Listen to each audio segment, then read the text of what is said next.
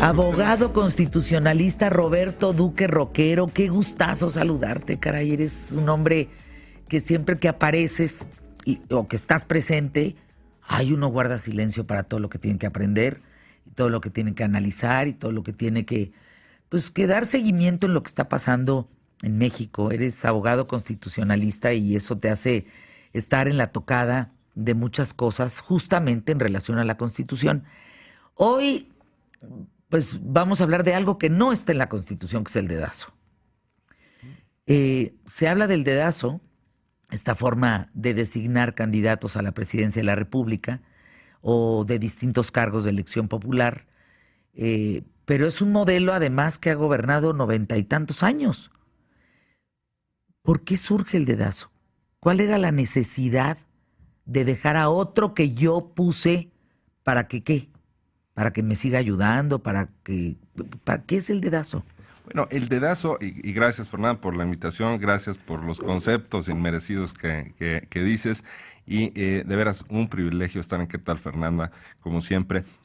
Y mira, el dedazo, como lo veo yo, Fernanda, tiene por supuesto un origen en el autoritarismo que caracterizó en el siglo XX a la presidencia. O sea, México adopta un modelo, imitando, por cierto, en ese entonces al de Estados Unidos, con un poder ejecutivo muy fuerte. O sea, el gobierno era muy fuerte y ya sabemos que el ejecutivo se concentra en una sola persona, que es el presidente de la República. Entonces, cuando después de la Constitución, la verdad es que es una Constitución muy elogiada, pero lo cierto es que con toda la Constitución de 1917, los caudillos sobrevivientes de la Revolución se seguían arreglando sus asuntos a balazos. Esa era la realidad. No había una estabilidad ni una habilidad del país, digamos, de transmitir pacíficamente el poder de unas manos a otras. Entonces ahí es cuando Plutarco Elías Calles, que mencionabas hace un rato, toma las riendas, funda al PRI en 1929. Y este es un partido, el PRI es una cosa, Fernanda, que de verdad llama mucho la atención porque ha sido estudiado en todas las latitudes del mundo. El fenómeno del PRI que tuvimos en México, partido que se extiende 71 años en el poder ininterrumpidamente, es una cosa tan extraña, tan poco usual en el mundo. Hay académicos de otros países que lo comparan con el Partido del Congreso de la India, con el Partido Hegemónico de Taiwán, en fin, lo han querido comparar con una serie de cosas, pero la verdad es que es algo único en la ciencia política esto de que el PRI se extendiera 71 años en el poder. Por supuesto no era un modelo competitivo, no un modelo en donde hubiese una competencia democrática, ¿no? Pero sí fue un esquema en el que se respetó el principio de no reelección para la presidencia de la República. Pero todo estaba tan concentrado el poder, por eso hay una serie de autores, de académicos que hablaban de una monarquía sexenal, ¿no? O hace rato que mencionabas esto de que los proyectos cada 6 años se truncan o si se les da continuidad o no. Hay quien hablaba del sistema métrico sexenal, ¿no es cierto? Claro. Entonces, cada 6 años nacía y moría un rey, sí, pero como no podía haber reelección, porque eso fue por lo que asesinaron a Álvaro Obregón justo antes de que se fundara el PRI, entonces fue generando una serie de mecanismos el PRI que explican su gran longevidad como partido político en el poder durante el siglo XX. Y el dedazo juega un papel central ahí. Porque en efecto, más allá de lo que decía la Constitución, esos gobiernos del PRI del siglo XX, el presidente nombraba gobernadores, el presidente nombraba diputados, ministros de la Suprema Corte. O sea, realmente el presidente tenía influencia sobre los 3 poderes. Pero entonces, ¿quién va a quedar en su lugar? Está bien, un rey nace y muere cada 6 años porque sí cambia de un hombre en quien estaba concentrado un gran poder a otro.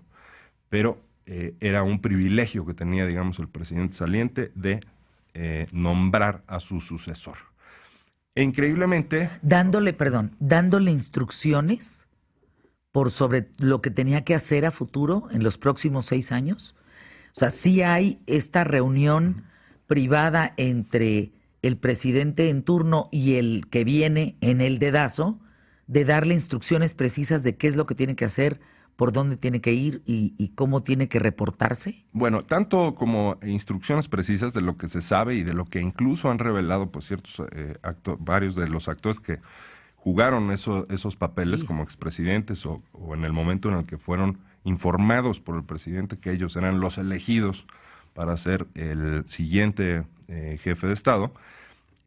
No era una cuestión, por lo que yo conozco, en donde hubiese instrucciones, porque era ya un entendido que el poder sí iba a cambiar de manos, pero desde luego querían poner a alguien afín, ¿no? Siempre ponían a una persona, los presidentes salientes, que creían que iba a darle cierta continuidad y que los iba a tratar bien, ¿no? Y en algunos de los casos, especialmente ya cuando entramos, Fernanda, a una época de competencia electoral real, pluripartidista, pues ahí la decisión es todavía más importante, porque un gobierno de otras siglas partidarias, pues por supuesto que puede iniciar una persecución, justificada o no, contra el expresidente y sus exministros o sus exsecretarios de Estado y demás. Entonces sí es una cosa en donde pues cuidaban poner a una persona cercana, pero la regla general es que llegaba un momento en el que se distanciaban, ¿no? Y ya el nuevo presidente agarraba su propio rumbo y había un rompimiento indefectible entre los dos. Ahora, ¿por qué si el PAN, tuvo oportunidad, no pudo, no supo desmantelar la estructura del modelo anterior, ¿no? Que pierden el poder en el 2012? Se rompe el dedazo, se rompe el presidencialismo en la estructura de Vicente Fox. Viene Felipe Calderón y se dice volvemos a los 71 años. ¿Es cierto? O se ha deteriorado el dedazo, se ha deteriorado el presidencialismo. ¿Dónde estamos parados? ¿Y por qué el PAN no puede aguantar más que 12 años? Es parte del cuestionamiento. El dedazo es un sello, parte de la marca del PRI, ¿no? Y vemos porque que no había sigue otro. vigente, porque no había otro. Pero ahora, en pleno siglo XXI, el dedazo sigue como en sus mejores tiempos, ¿no? En el PRI. El PAN, en cambio, bueno, llega generando una gran expectativa. Muchos mexicanos, creo, teníamos una alta expectativa a la llegada del gobierno panista de Vicente Fox en el año 2000. Pero Vicente Fox creo que tenía como objetivo no gobernar México, ni siquiera gobernar bien México, sino sacar al PRI de los pinos. Y lo logró. Y eso a Vicente Fox le da un lugar indiscutible en la historia. Pero me da la impresión de que se quedó conforme con eso y realmente no desempeñó las funciones que debía. Yo te diría, ejerció quizás en muchas cosas más el gobierno su esposa, ¿no? Y entonces eso se tradujo pues en una serie de problemas que no cumplieron con esa altísima expectativa. Sin embargo, el PAN ha tenido procedimientos democráticos, Fernanda, al interior de sus filas. O sea, Fox no le echó el dedazo a Calderón. No, ni nadie le pudo haber echado el dedazo a Fox antes, al revés. A lo mejor el panismo tradicional no comulgaba mucho con él, pero fue el candidato más competitivo. De hecho, Calderón no era el predilecto de Vicente Fox, el predilecto era Santiago Krill, que era su secretario de Gobernación, pero gana la candidatura en una convención democrática. Felipe Calderón. Entonces, no, eso no lo hay en otros partidos, aunque el presidente sea de otro partido. ¿Solo es en el PRI? Es en el PRI. Es una parte distintiva, es algo que además, paradójicamente, Fernanda, le ha funcionado ahora al PRI. Y esto, de verdad, es muy, muy singular. O sea, año 2017, ¿le funciona? Pues no se tuvieron que enfrentar. Ahora que destaparon a José Antonio Meade, no hubo un enfrentamiento, no hubo una disputa en una contienda democrática en donde en las precampañas unos se tiren a otros. No, llegó el designio divino, entre comillas, del presidente de la República, el dedazo, ya está, todo el mundo se alinea. En Morena pasa algo semejante, pero ahí es autodedazo, si me dejas pues decirlo ese así. se señala todo el tiempo. Es autounción. Sí, ese no se... Bueno, es lo mismo, ¿no? Es lo mismo, porque no hay una competencia democrática y no tienen ese desgaste. En cambio, lo que vemos en el Frente Ciudadano por México, del PAN, Que sí van a PRD, elegir de acuerdo a la democracia. eso los está frenando, eso es lo que les está generando muchísimos problemas. ¿Cuál es el procedimiento para elegir? Porque no tienen el autoritarismo que en los otros partidos les ahorra pues todo este quebradero de cabezas. Por eso digo que es paradójico, ¿no? Debería ser al revés, premiar la democracia interna en un partido, pues, si es que la ejercen, pero acá han salido muy rápidamente del problema tanto López Obrador como el PRI con José Antonio Meade. Vamos a una pausa. Ahora, todavía no se sabe en este precandidato Meade si va por el PRI. ¿O sí? Sí va por el PRI. Va por el PRI. Sí, es decir, hay todavía una serie de procedimientos ahí pendientes, pero son puros trámites. Él es el candidato del PRI, te lo aseguro. Vamos a una pausa, regresamos con Roberto Duque Roquero. Síganlo en redes, ¿eh? Interesantísimo lo que escribe, lo que comenta, y hoy está con nosotros aquí en ¿Qué tal, Fernanda? Roberto Duque Roquero, en el tema del dedazo, en el tema del presidencialismo, como eje de un sistema político que decíamos es netamente priista. ¿Cómo nos encontramos hoy frente a los partidos políticos? Parece muy desgastados, ¿no? Muy desgastados. Yo creo que están quizás en su peor momento de credibilidad, de aprecio por parte de la ciudadanía. Ahí hay, Fernanda, en internet, ahora mismo cualquiera podemos consultar una serie de sondeos de valoración ciudadana en sus instituciones, empezando por la familia, las universidades, qué sé yo, los bancos, todo. Y resulta que los partidos políticos invariablemente están en el sótano de esa estimación ciudadana. Esto desde luego es una mala noticia para todos. También es una mala noticia que la alternativa a los partidos políticos que recientemente se legisló en 2014, que son las candidaturas independientes, pues por desgracia en la mayor parte de los casos están representadas por tránsfugas de los partidos. Esto de tránsfuga es el término con el que se designa a las personas que de pronto se salen de un partido político para seguir otra ruta.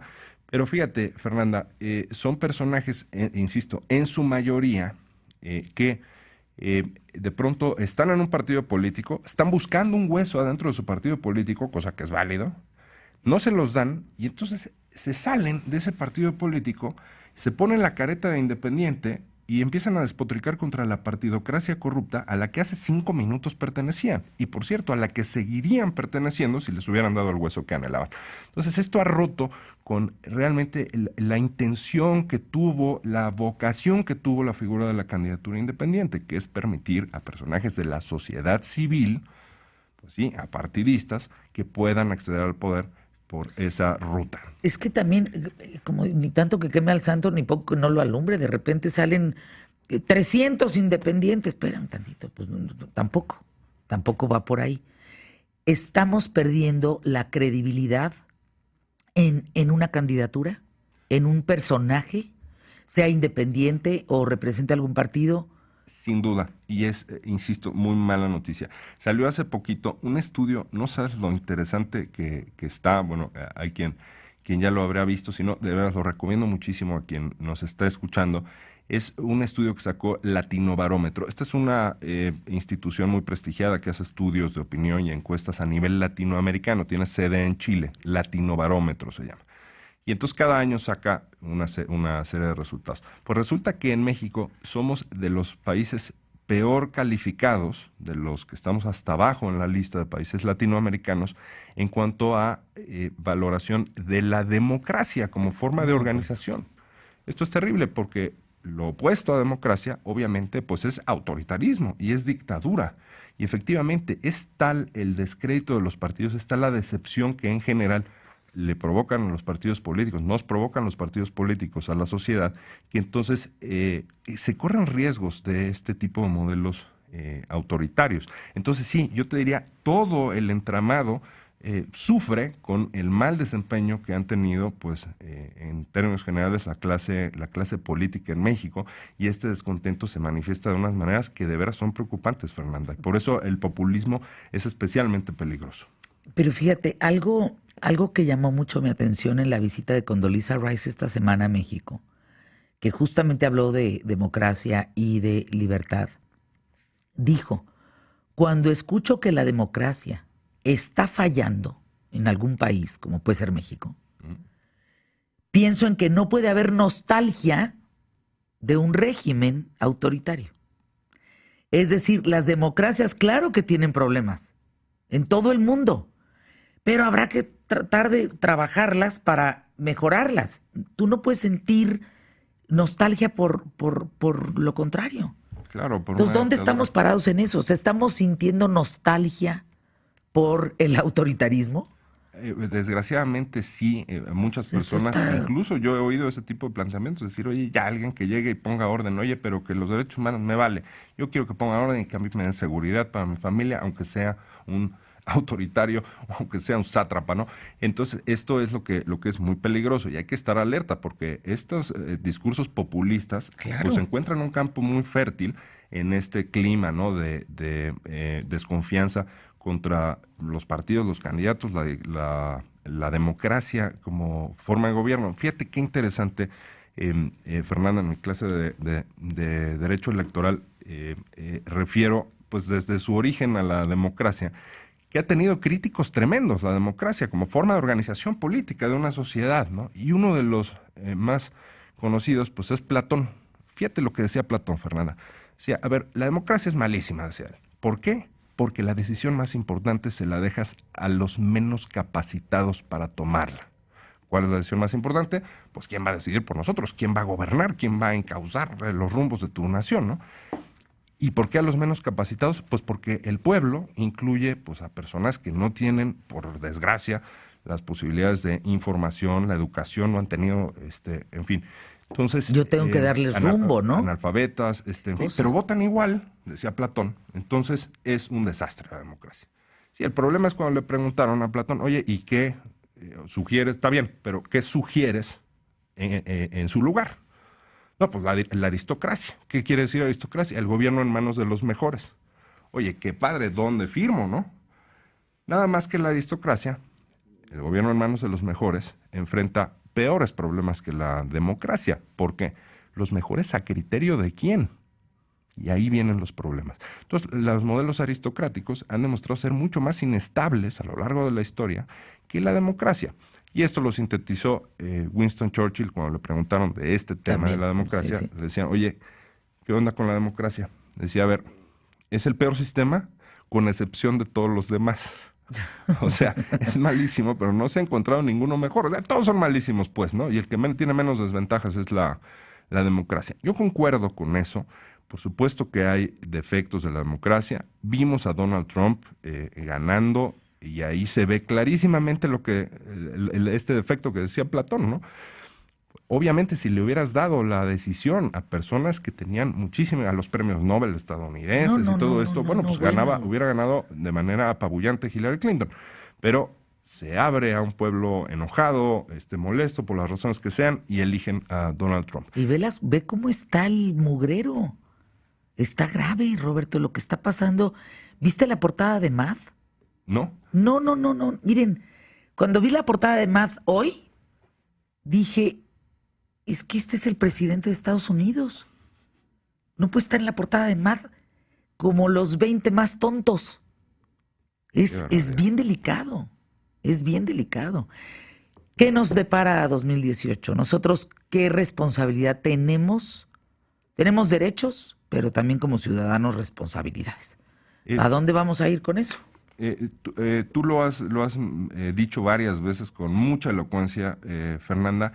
La peor decisión que podemos tomar en un proceso electoral, cualquiera, y especialmente el de 2018, que es el proceso más grande que ha habido en la historia del país, y que por cierto ahí nos vienen 55 millones de spots, eso es una de las cosas que nos espera, y nos los vamos a tener que soplar aquí en ¿Qué tal, Fernanda? Y en todas las estaciones nos los vamos a tener que soplar. Van a estar 55 millones de spots, a ritmo de ametralladora nos los van a estar, no va a ser culpa, por supuesto, de Fernanda Familiar. No, ni es de la las pauta del estaciones, INE, no, pues ni modo, de las es pauta. estaciones, es lo que viene en la ley, ¿no? Además, spots muy vacíos, spots muy cortitos, en donde es puro marketing y no hay sustancia, no hay realmente propuesta. Entonces viene una época electoral con un modelo que tiene muchos defectos, pero la peor decisión es no participar. O sea, si nosotros nos salimos de esa decisión, si queremos abstenernos o anular el voto, cosas por el estilo, es una decisión terrible. Por cómo funcionan las reglas en México, es tirar al basurero nuestra posibilidad de decidir.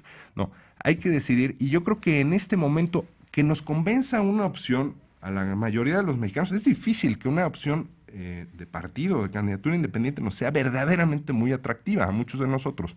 Bueno, pues aunque ninguna nos convenza del todo, hay que elegir y hay que dedicarle un poco de tiempo a informarnos y ver cuáles son las opciones que están. Es mucho más inteligente votar por candidato que por partido político. Déjame ir una pausa, Roberto, regresamos contigo aquí en ¿Qué tal, Fernanda?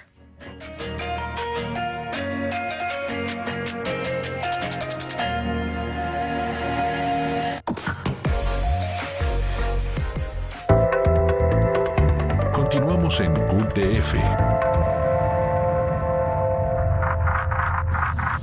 Analiza. Opina. Escucha. Sé parte de la noticia con Francisco Sea, quien te mantendrá informado de lunes a viernes de 13:30 a 15:30 horas por Imagen Informativa. Información con sentido humano. El lenguaje del dinero es complejo, lo sabemos. Es fácil perderse entre tanta información. Aquí no suponemos, hacemos un buen análisis. Por eso la voz calificada de las finanzas te ayuda a comprender los datos y cómo nos impactan. David Páramo, el hombre fuerte de las finanzas, lo tiene. En Firme. Por Imagen Radio. En Firme. Para que puedas ver el mundo desde otro ángulo, escucha Imágenes del Turismo con Carlos Velázquez y Laura Rodríguez. Lunes, martes y miércoles a las 22 horas. Y los fines de semana, los sábados de 10 a 11 y domingos de 1 a 2 de la tarde. La visión de fondo del turismo. Por Imagen Radio.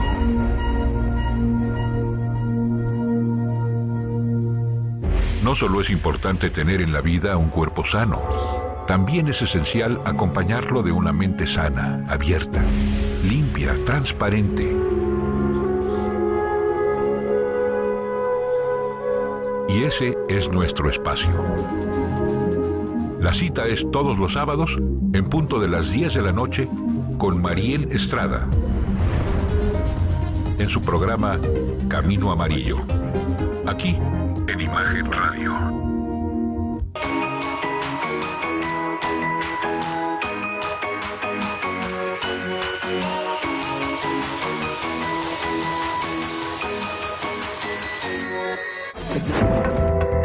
QTF.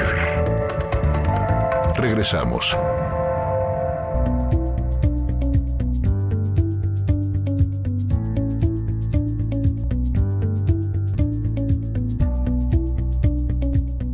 Roberto Duque Roquero, ¿qué no nos debemos de permitir para el 2018 como ciudadanos? La apatía.